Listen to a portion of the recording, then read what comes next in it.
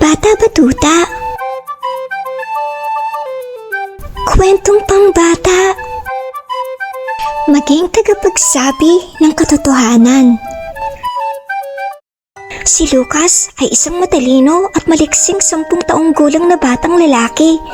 Mahilig siyang magguhit at napakahusay niya rito. Ngunit sa tuwing nakikita niyang nagtatawanan at naglalaro ang kanyang mga kaibigan, tila may kung anong kumukurot sa kanyang puso. Nais niya ring mapansin nila. Sa halip na makisali o ipakita ang kanyang mga magagandang guhit, nagsimulang mag-imbento si Lucas ng mga kwentong hindi totoo tungkol sa ibang bata. Hindi dahil masama siya, kundi dahil akala niya ay ang paggawa ng ingay ang tanging paraan para tignan siya ng lahat. Hindi niya napagtanto na ang mga kwentong ito ay nakakasakit sa iba.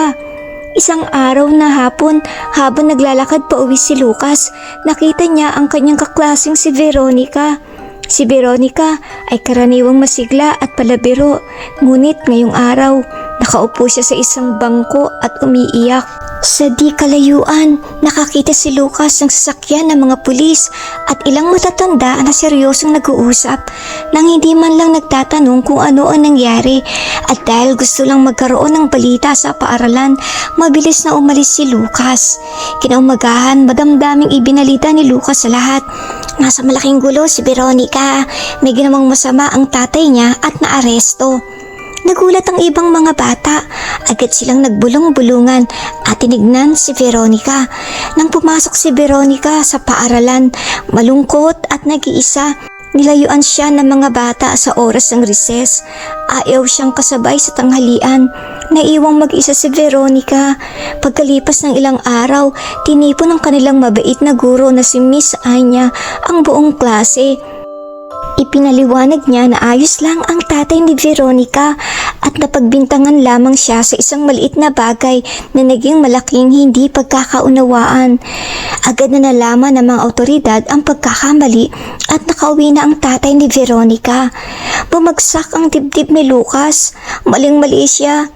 Tinignan niya si Veronica na nakaupo pa rin mag-isa, tila isang malungkot na ulap. Ang lungkot na nakita niya sa mga mata nito ay mas malaki pa kaysa sa anumang atensyong nakuha niya mula sa kanyang inimbentong kwento. Sinubukan ni Lucas sa magpaliwanag. Sorry sa inyong lahat, nagkamali ako. Bayani ang tatay ni Veronica. Ngunit hindi huminto ang bulungan. Naniwala na ang mga bata sa kanyang una at mas maingay na kwento. Nakaramdam ng labis na pagsisisi si Lucas. Napagtanto niya na ang kanyang mga salita, kahit na mga kwento lamang, ay nagdulot ng totoong sakit. Nang hapong iyon, nakita ni Lucas si Veronica na nakaupong mag-isa sa ilalim ng malaking puno. Sa halip na tumakbo palayo, dahan-dahang lumapit si Lucas at tumabi sa kanya. Veronica, bulong niya, humihingi ako ng tawad. Nagsabi ako ng hindi totoong kwento tungkol sa tatay mo. Dahil naiinggit ako na ang lahat ay nagsasaya at gusto ko lang mapansin. Nilabas niya ang kanyang sketchbook at ipinakita ang drawing ng isang nakakatawang lumilipad na dinosaur. Gusto mo bang makipagguhit sa akin? Tinignan ni Veronica ang dinosaur at pagkatapos ay ang tapat at nag-aalalang mukha ni Lucas.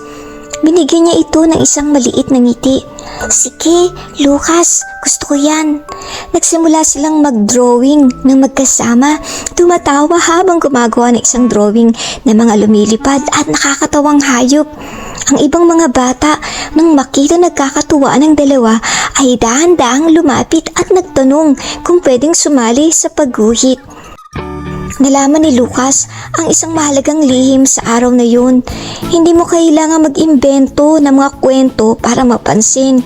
Makukuha mo ang pinakamagandang atensyon sa pamamagitan ng pagiging mabait, tapat at pagbabahagi ng mga tunay at magagandang bagay na mahilig mong gawin.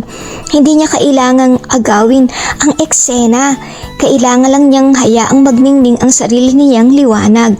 Maging tagapagsabi ng katotohanan, hindi tagagawa ng gulo. ang iyong mabubuting gawa at katapatan ay mas nagniningning kaysa sa anumang inimbentong kwento. Kapag nakaramdam ka ng pag-iisa, gamitin ang iyong talento para magbahagi ng saya, hindi tsismis na nagdudulot ng lungkot. Mas mabuting bumuo ng bagong pagkakaibigan kaysa sumira ng tiwala. The end.